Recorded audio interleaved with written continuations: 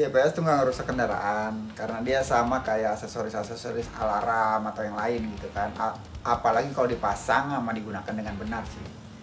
Yang lebih saranin lagi kalau pakai GPS tuh yang dari brand-brand terkenal kayak Intimap.